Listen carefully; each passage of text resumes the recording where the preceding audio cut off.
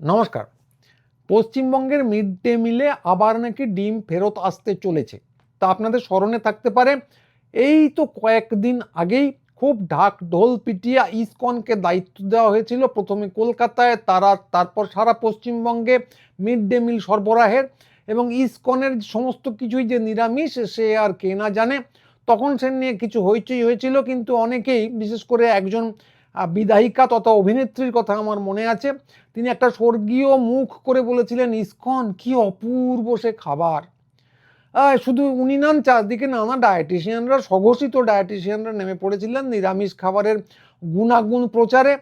তো সেসব আমরা শুনেছিলাম, কিন্তু ওমা কোথায় কি, কয়েকদিন যেতে না যেতেই আবার শুনতে পাচ্ছি ডিম ফেরত এলো। না, ইসকন আর দেবে না, শুনতে পাচ্ছি যে অন্য কোনো সংস্থাকে বোধহয় দায়িত্ব দেওয়া হবে। বোধহয় বললাম কারণ আমি ঠিক জানি না কাকে দায়িত্ব দেওয়া হবে এবং সে কতটা প্রফিট করবে। তো আদৌ করবে কিনা জানি না, তবে আশা করতে পারি নিশ্চয়ই কোনো ব্যবসায়ী সংস্থাকে দেওয়া হবে এবং তারা সেখান থেকে ভালো মুনাফা করবে, কারণ এতেই তো দেশের উন্নতি।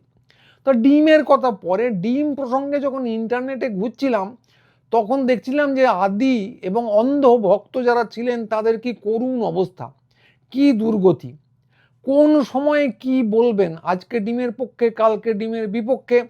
তাদের সিলেবাস খুব দ্রুত গতিতে বদলে যাচ্ছে। হোয়াটসঅ্যাপ ইউনিভার্সিটিতে তারা পড়াশুনো করেছেন একদিন, সেখানে মূলত ইতিহাস আসতো, যেমন আওরঙ্গজেব কাকে মেরে কোথায় কি পুঁতে রেখেছেন, তারপর পশ্চিমবঙ্গের জনককে, তারপর বোধহয় চাঁদে প্রথম গিয়েছিলেন আর্মস্ট্রং নন, কোনো হিন্দু বীর, এই সমস্ত নানা খবরাখবর আসতো।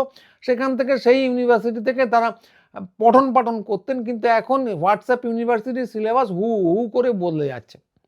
আপনারা এই যে কিছু কয়েকদিনের ঘটনা পরম্পরা যদি খেয়াল করেন তাহলেই পুরো ব্যাপারটা বুঝতে পারবেন যে এই যখন ছাত্র আন্দোলনটা শুরু হলো আরশোলাদের, ঠিক ছাত্র তো নয়, ছাত্র এবং যুবদের, তো যখন আন্দোলনটা শুরু হলো আমরা সবাই মিলে শুনতে পেলাম যে ডিপ স্টেট নামক একটা দৈত্য দানব কোত্থেকে এসে উদয় হয়েছে, উদাও নয়, তারা এই আন্দোলনটাকে সংগঠিত করছে ডিপ স্টেটের প্ররোচনায়। সেটা খায় না মাথায় দেয়, অনেকেই জানতাম না।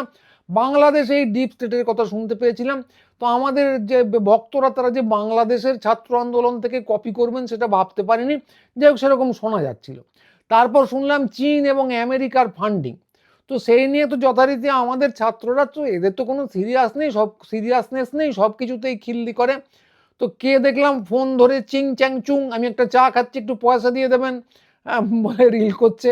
আরেকজন বলল আমি ডোনাল্ড ট্রাম্পকে ফোন করছি, ডোনাল্ড ট্রাম্প স্যার আমার তো দুটো সিঙ্গাড়া আছে, না না আজকে খিচুড়ি খাবো, আপনি যখন ফান্ড করছেন একটু পয়সাটা পাঠিয়ে দেবেন। তো এই সমস্ত উদ্ভট রিল তারা করেছিল, না আবার কেউ ভাববেন না সত্যি ফোন টোন করেছিল। তো এই সব হচ্ছিল।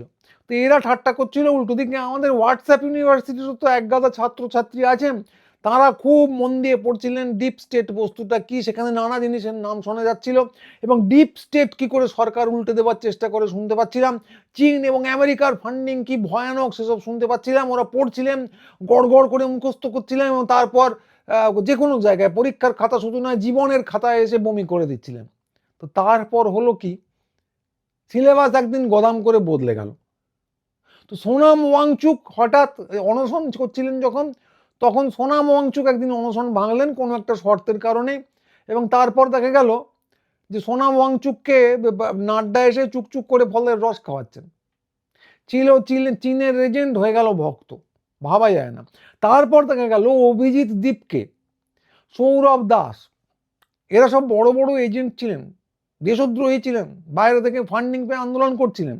এদের সঙ্গে দেখলাম যে সরকার রীতিমতো বৈঠকে বসছেন, হ্যান্ডশেক করছেন না। এই ছবিটা দেখেছি কিনা মনে নেই, তবে নিশ্চয়ই করেছেন। হ্যান্ডশেক কি আর করেননি? এত কথা যখন হলো এবং ওরা সোনা মুখ করে, সৌরভ দাসকে বিশেষ করে দেখলাম সোনা মুখ করে ঠান্ডা মাথায় কিরকম থ্রেট দিচ্ছেন, মানে কার যত থ্রেট, উনি মেরে ফেলবো কেটে ফেলবো বলেননি, বলেছেন সরকারকে এটা ভেবে দেখতে হবে, নইলে কিন্তু তারা ভালো কাজ করবে না, এই জাতীয় কথাবার্তা। তো এর সামনে দাঁড়িয়ে তারপর তাদের সঙ্গে একটা চুক্তি করে ফেললেন, আন্ডারস্ট্যান্ডিং এ চলে এলেন। কোথায় গেল ফান্ডিং? সিলেবাস গেল বদলে। তখন এরা ভালো হয়ে গেল, যে যুব শক্তির প্রতীক হয়ে গেল। এবং তারপর তো একদম প্রধানমন্ত্রী এসে যুব শক্তিকে প্রশংসা করে, ছাত্রদের প্রশংসা করে কি কত কথাই বললেন ফ্রেন্ডস আমি জানি এই প্রশ্ন ফাঁস কোনো একটা মামুলি ব্যাপার নয় বলে খুব লম্বা একটা বক্তৃতা দিলেন। তাই অনেকটা এগিয়ে এরকম করে এসে নাকের ডগা দেখা যাচ্ছিল। তো এইসব করলেন, তখন কোথায় গেল ফান্ডিং, কোথায় গেল আমেরিকার প্রভাব? পুরো সিলেবাস গেল বদলে হোয়াটসঅ্যাপ ইউনিভার্সিটির এবং তাদের ছাত্রদের কি দুর্গতি। আগে ছিল ডিপ স্টেট, আগে ছিল চীন আমেরিকা, তারপরে এসে গেল যুব শক্তি, ছাত্র শক্তি। এদের প্রশংসা করতে হবে, জেন জির প্রশংসা করতে হবে, তাদের সঙ্গে কানেক্ট করতে হবে। মন্ত্রী শান্তিদের বলা হলো আপনারা কি ইনস্টাগ্রামে রিল বানান? তো দুর্গতির কথা ভাবা যায় না। তো এরপর শোনা গেল যে শিক্ষামন্ত্রী, এরপর না মোটামুটি একই সময় শোনা যাচ্ছিল যে শিক্ষামন্ত্রী কিছুতেই পদ ছাড়বেন না। ইয়ার কি নাকি কটা কোথাকার আরশোলা এসে কি হইচই করছে। আর এবার পেশিবহুল সরকার যে বসে আছে, যশস্বী সরকার, লৌহ পুরুষ বসে আছেন, তার শিক্ষামন্ত্রীকে পদত্যাগ করানো হবে, পদ ছাড়ানো হবে। তো রাস্তায়, কলকাতার রাস্তায় বিভিন্ন লোকজনকে দেখলাম যে উত্তরীয় ফুত্তরীয় গেরুয়া উত্তরীয় বেরিয়েছে, গলায় জড়িয়ে বলছেন যে আমাদের একবার নামতে দিন, তারপরে এই আরশোলাদের আমরা দেখে নেবো। তা ওদেরকে নামতে বারণ করেছিল জানি না, টিকিট কেটে দিল্লি চলে গেলেই পারতেন, কিন্তু দেখা গেল মুরদে কুলোলো না। এবং তারপর কি হলো মানে হোয়াটসঅ্যাপ ইউনিভার্সিটির মুখস্থ জিনিসের কথাই নিশ্চয়ই বলছিলেন, এগুলো হোয়াটসঅ্যাপ ইউনিভার্সিটি থেকেই এসেছে। কিন্তু তারপর কি হলো, দুম করে শিক্ষামন্ত্রী পদত্যাগ করে ফেললেন। সেটাই আবার হয়ে গেল মাস্টার স্ট্রোক। এবং সিলেবাস গেল আমূল বদলে হোয়াটসঅ্যাপ ইউনিভার্সিটি। আগে ছিল আমাদের একবার নামিয়ে দিন, আমরা দেখে নেবো। সেই ছোটবেলায় হতো না, এবার ছেড়ে দে, তারপর দেখবো কি করতে পারি, কে ধরে, আমাকে কেউ ধরবি না, কেউ ধরছে না কিন্তু বলছে আমাকে কেউ ধরবি না। তো অবিকল সেই জিনিস ছেড়ে দিল সিলেবাসে। ছেড়ে দিলে কি করবো কেউ ভাবতে পারছে না। ও মা, এক লহমার মধ্যে সিলেবাস গেল বদলে। তখন শোনা গেল যে এটা একটা বিরাট বড় মাস্টার স্ট্রোক। কেমন দিলেন, ওনাকে পদত্যাগ করিয়ে দিলেন, ছাত্রদের কথা মেনে নিলেন। এবার তো জেনজির সমস্ত সমর্থন ওনার দিকে চলে আসবে। এবং এই যে মাস্টার স্ট্রোক, এতে করে তো আন্দোলন উঠে গেল। আন্দোলন তুলে দেওয়ার এই যে মাস্টার স্ট্রোক, একমাত্র মোদিজি ছাড়া আর কেউ সম্ভব নয়, আর কারো পক্ষে করা সম্ভব নয়। তো এই যে নতুন সিলেবাস এসে গেল হোয়াটসঅ্যাপ ইউনিভার্সিটিতে, এটা আবার ছাত্রদের মুখস্থ করতে শুরু হলো। তো এইটা গেল সর্বভারতীয় ক্ষেত্রে। তো পশ্চিমবঙ্গের কথাই ধরুন, সিলেবাসে ছিল গুন্ডা দমন। একটা গুন্ডা দমন আইন এসেছে। আইনটা যদি পড়েন, মানে যে খসড়াটা দেখেছি আমরা, সেটা যদি পড়েন, সে যদি ভয়ানক। মানে কাউকে যদি পুলিশ বা কোনো কমিউনিটি, মানে স্থানীয় কোনো লোকজন মনে করেন যে গুন্ডা, মনে করেন যে এর থেকে আপনার মনে অশান্তি তৈরি হতে পারে, মনে ঠিক নয়, মনে নিরাপত্তাহীনতায় যদি কেউ ভোগেন, মনে অশান্তির কথাটা লেখা নেই, নিরাপত্তাহীনতার কথাটা মনে আছে, তাহলেই কিন্তু বিনা বিচারে 1 বছর জেলে আটকে রাখা যাবে। উকিল লাগবে না, উকিলকে থাকতে দেওয়াও হতে পারে, নাও হতে পারে, আদালত ফাদালতের ব্যাপার নেই, কারণ আটক করা হবে, গ্রেপ্তার না। এছাড়াও আরও অনেক কিছু করা হবে, এলাকা ছাড়া করা যেতে পারে। তো রাউলাট আইনের পরে বাংলায় এই প্রথম এরকম একটা জিনিস হচ্ছে। তো এই নিয়ে কিছু হয়েছেই হলো। তখন হোয়াটসঅ্যাপ ইউনিভার্সিটিতে কি পড়ানো শুরু হলো, যে আপনি এসব বলছেন কেন, আপনি কি গুন্ডা না হলে ভয় কিসের? তো এর উল্টো দিকে হচ্ছে যে আমি তো গুন্ডা নই, অনেকেই বলছিলেন আপনি তো গুন্ডা, আপনি যখন এর অদ্ভুত আইন করছেন তো ভয় তো আমি পাবোই। তো কিন্তু সে কথা পণ্য, এখন হোয়াটসঅ্যাপ ইউনিভার্সিটির কথা বলছি, হোয়াটসঅ্যাপ ইউনিভার্সিটিতে হা করে লোকজন বলতে শুরু করলো আপনি কি গুন্ডা না হলে ভয় কিসের, সৎ হলে ভয় কিসের, ইত্যাদি প্রভৃতি। তো তারপরে এই ছাত্র আন্দোলনের ঘটনা ঘটে গেল এবং সেখানে একটা বিরাট বড় মিছিল হলো। এবং তারপর মুখ্যমন্ত্রী খুব জোর গলায় বললেন এসব হচ্ছে শুক্রবারীদের কারবার। মানে মিছিলে একটা কথা শোনা গিয়েছিল যে সাংবাদিকদের নাকি নিগ্রহ হয়েছে, কি ছাতার মাথা হয়েছে সে অন্য প্রসঙ্গ, কিন্তু মুখ্যমন্ত্রী এসে বললেন যে এসব হচ্ছে শুক্রবারীদের কারবার। তো একটা বিশেষ সম্প্রদায়ের দিকে ইঙ্গিত করেছিলেন বলেই মনে হলো। তারপর ময়ূক রঞ্জন ঘোষ, তার বিখ্যাত যে মাসের চেয়ে কঞ্চি দড় যিনি আছেন, তিনি এসে একদম পরিষ্কার করে বলে দিলেন যে এসব শুক্রবারই দুধেল গাইদের কারবার। তো তারপরে এদেরকে কি করে দমন করতে হবে সে নিয়ে মুখ্যমন্ত্রী একদম বিধানসভায় দাঁড়িয়ে জোর গলায় বললেন যে গুন্ডা দমন আইনে এদেরকে ধরা হবে এবং তারপর এমন ব্যবস্থা নেওয়া হবে যে 3 পুরুষ অবধি মনে রাখবে। তো ছাত্ররা এই শুনে তো খুব আহ্লাদে আটকানো হয়ে যাচ্ছিল, কেউ কেউ তার বাড়িতে গিয়ে হামলা করার চেষ্টা করছিল, ধারা উপধারা মুখস্থ করছিল, গুন্ডা দমন আইনের কি করে দুধেল গাইদের জব্দ করতে হবে সেসব তো সিলেবাসের একটা খুব ইম্পর্টেন্ট কোয়েশ্চেন ছিল। তো এইসব চলছিল, ও মা কোথায় কি, তারপরেই দুম করে সিলেবাস বদল। দেখা গেল যে গুন্ডা দমন আইন বস্তুটা এখনো আইনই হয়নি। আর দিল্লি থেকে চাপ এলো, নির্দেশ এলো এবং সমস্ত এই যে তথাকথিত দুধেল গাই বলে যে সাম্প্রদায়িক উস্কানি দেওয়া হচ্ছে এদেরকে ছেড়ে দিতে হলো। সিলেবাস সম্পূর্ণ বদল। সিলেবাসে ঢুকে পড়লেন আমাদের অমায়িক শ্রমিক ভট্টাচার্য ক্ষমাশীল বুদ্ধের রূপ নিয়ে।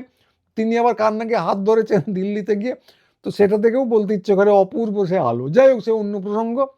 তো এইটা একদিকে এসে গেল ক্ষমা ক্ষমা ক্ষমা পরম ধর্ম, আর অন্যদিকে এসে গেল ঠিক উল্টো, পুলিশ ছেড়েছে তো কি, আমরা তো করকে দেবো, কি দেবেন ভগবান জানে, কিন্তু এসে গেল সিলেবাসে। এইবার ছাত্রদের আবার পড়া শুরু করতে হলো, এবং পড়া শুরু করার পর তারা আবার নাজেহাল। তো এইবার এই পরিপ্রেক্ষিতে গতকালের ঘটনাটা দেখুন, ডিমের ঘটনাটা। তো এতদিন সিলেবাসে ছিল, যখন ইসকনের কথা প্রচার করা হচ্ছিল, ইসকন কি ভালো, তখন এতদিন সিলেবাসে ছিল রাজমার পুষ্টিগুণ, সয়াবিনের প্রোটিন কন্টেন্ট, ইসকনের কি স্বাদ, ওই যে অভিনেত্রীর কথা বললাম অপূর্ব। তো চারদিকে বিভিন্ন ডাক্তারবাবুরা বলতে শুরু করলেন আসল ব্যাপার হচ্ছে ভেষজ প্রোটিন। কে বলেছে প্রোটিন থাকে না? এইখান থেকে শুরু করে নানা রকম স্বঘোষিত ডায়েটিশিয়ান, নানা রকম স্বাস্থ্যবিদ চারদিকে ঘুরে বেড়াতে শুরু করলেন। কেউ ব্লগ করছেন, কেউ আবার সাংবাদিক, শুনছি সাংবাদিকদেরও নাকি ভাতা দেবেন সরকার, তারাও প্রচার করতে শুরু করলেন নিরামিষ কি ভালো কি ভালো কি ভালো। তো তারপরে এত কিছু হয়ে যাওয়ার পর, এত ঢাক ঢোল পেটানোর পর, এখন হঠাৎ করে সিলেবাসে চলে গেল ডিম।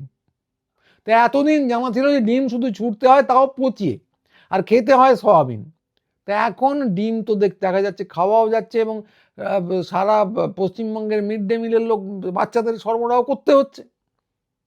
তো এইবার ছাত্ররা জানেই না, মানে হোয়াটসঅ্যাপ ইউনিভার্সিটির ছাত্ররা, যে সিলেবাসে নতুন কি আসতে চলেছে। এবার কি তারা কুসুমের প্রশংসা করবে? কুসুম মানে আবার কুসুম কুসুম কিসের কুসুম, ময়ূক রঞ্জনের কথা ভাববেন না, তার প্রশংসা করবে না ডিমের কুসুমের প্রশংসা করবে? এইটা না কি বলবে যে আমরা দিচ্ছি ঠিকই, কিন্তু আসল জিনিস হলো সয়াবিন। না কি বলবে যে সয়াবিন খুব ভালো, কিন্তু বাঙালির জন্য ডিমটাই ভালো।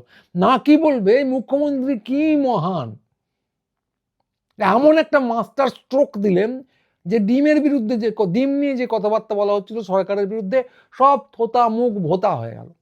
যেভাবে গুন্ডা দমন আইনের বিরুদ্ধে যারা কথা বলছিলেন, তাদের সমস্ত থোতা মুখ ভোতা করে দিয়ে জানা গেছে যে আইনটাই চালু হয়নি, অবিকল সেই ব্যাপার। কোনটা বলবেন ওদের জানা নেই। তাই একটা ব্যাপার দেখতে পাওয়া যাচ্ছে, আমি হোয়াটসঅ্যাপ ইউনিভার্সিটির ছাত্রদের কথাই বলবো, যে খেয়াল রাখবেন, এই যে দুমদাম সিলেবাস বদল হচ্ছে, এখানে কিন্তু আপনাদের কেউ তোয়াক্কা করছে না। ছাত্র আন্দোলন কেন হয়েছে বুঝতে পারছেন এবার? ওদের ছিল প্রশ্ন ফাঁস, আপনাদের হচ্ছে সিলেবাস বদল। আপনাদের একটা জিনিস আজকে পড়ানো হচ্ছে, মুখস্থ করানো হচ্ছে, পরক্ষণে সিলেবাস বদল, এবং আবার নতুন জিনিস বলতে হচ্ছে। এতে আপনারা লোক সমক্ষে হেও হচ্ছেন, মান সম্মান চুলোয় চলে যাচ্ছে, কিন্তু আপনাদের করেই চলতে হচ্ছে। তাই এরা কিন্তু, আপনারা কি ভাবছেন এসবে তোয়াক্কা করেন না। আপনাদের সুবিধে অসুবিধে, এমনকি আমার ব্যক্তিগতভাবে ধারণা, আপনারা পশ্চিমবঙ্গে থাকলেন কি থাকলেন না, আপনাদের বাংলাদেশে লাথি মেরে তাড়ানো হলো কি হলো না, কিচ্ছু এসে যায় না। ওরা যখন বিপদে পড়বেন, ওনারা যাকে খুশি ঠেলে সরিয়ে দিতে পারে না, আপনাদেরকেও তোয়াক্কা করবে না। আপনারা যারা ফুট সোলজার, পদাতিক সৈন্য যারা আছেন থেকে শুরু করে আপনাদের যারা বঙ্গীয় নেতা, তাদেরও না তোয়াক্কা করেন না। মানে মুখ্যমন্ত্রী ধরুন গুন্ডা দমন আইন নিয়ে পেশি ফলাচ্ছিলেন, জেলে ধরে রাখবো বলে পেশি ফলাচ্ছিলেন, তো ওনার মান সম্মানের তোয়াক্কা করলেন দিল্লির নেতারা? করলেন না, উপর থেকে নির্দেশ এসে গেল। তো শ্রমিক ভট্টাচার্য একজন সুশীল নেতা, তিনি খুব বলছিলেন যে তৃণমূল থেকে কাউকে নেব না, কোত্থেকে গজিয়ে গেল এনসিপিআই। তারপর তাদের যিনি সাংসদ আছেন, তার সঙ্গে গিয়ে উনি দিল্লিতে হাত মিলিয়ে কথা বলছেন, তাঁরা প্রধানমন্ত্রী মোদীর পাশে বসে আছেন চেয়ারে, একদম সামনের সারিতে। এইসব তাকে দু চোখ মিলে দেখতে হচ্ছে। মান সম্মানটা কোথায় গেল কেউ খেয়াল রাখছে না। তো কথা হচ্ছে যে এই যে স্ট্রাকচারটা বিজেপির, ব্যাপারটা এরকমই।